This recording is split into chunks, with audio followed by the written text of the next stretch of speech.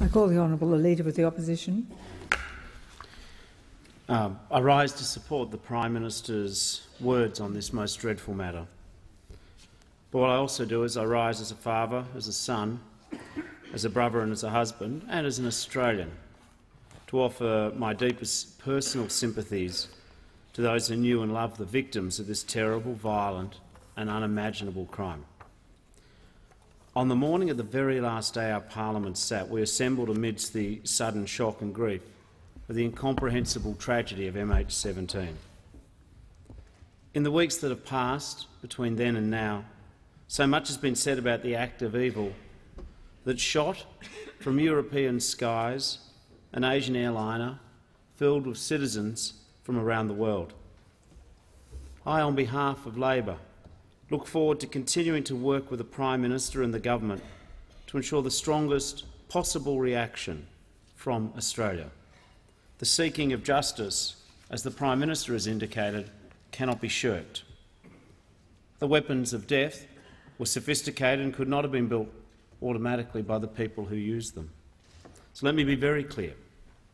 I have the gravest reservations about welcoming to Australia anyone in the future who is engaged in this act of terror, and we will support the strongest possible reaction from the government on this matter. We recognise that all involved have done remarkable work. I acknowledge the work of the Prime Minister and the Foreign Minister. I might also just briefly acknowledge the Prime Minister's Chief of Staff and National Security Advisor too, who have kept the opposition in touch. Representatives of DFAT, my colleagues, in particular Tanya Plibersek, AFP, military personnel, Their Excellencies the Governor-General. I also too acknowledge the great cooperation and leadership of the Netherlands, of the Ukrainian government, Malaysia. I also wish to speak also of the opposition's support for Malaysian Airlines, who've been through an unimaginable year.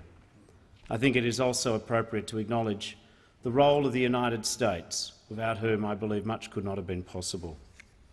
The suggestion of the memorial is a very worthy idea.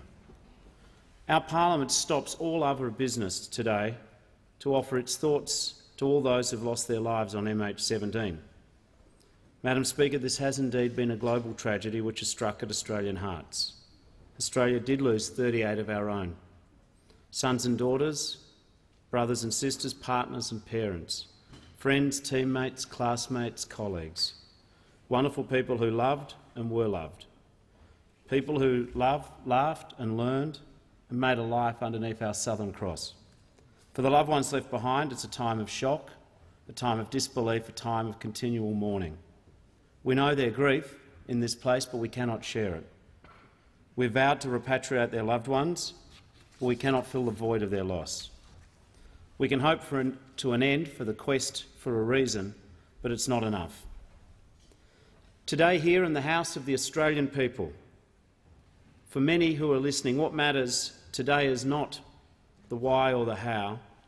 What matters is who we've lost and what we will miss. Madam Speaker, I had the humbling privilege of meeting with many of the families touched by this tragedy. Their courage, their resilience, their ability to endure public interest in their private grief was remarkable and moving. Who of us can imagine, who of us here can contemplate that sense of cruel coincidence, of avoidable calamity, the unimaginable hell of alternative possibilities that will be haunting the dreams of all those who've lost someone that they loved so unexpectedly on this ill-fated flight? I know, and the Prime Minister knows, because I witnessed him talk to the families, that for the families and the friends of all those above MH17, words can mean little at this painful hour. But they should know that Australia shares their sorrow. I sincerely hope they can draw modest consolation from Australia's affirmation, from the knowledge that they do not walk alone in their grief, that we are with them.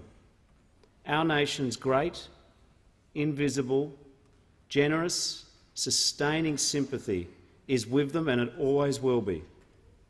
Madam Speaker, let us all pause now to remember the names of those our country lost.